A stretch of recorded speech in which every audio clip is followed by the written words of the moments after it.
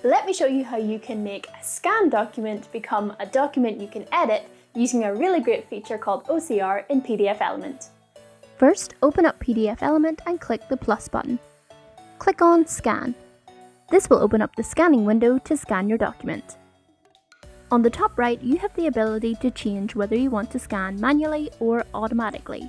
If you pick Auto Mode, you can see that it will take the photo for you automatically, or you can change to manual and scan the document yourself. You also have the ability to scan with added filters, so you can choose to add a filter and scan at the same time.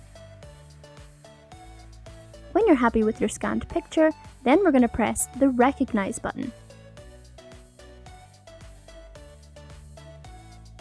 And this will create a separate OCR document. Now PDFelement has used OCR to scan that document, and that allows us to edit it.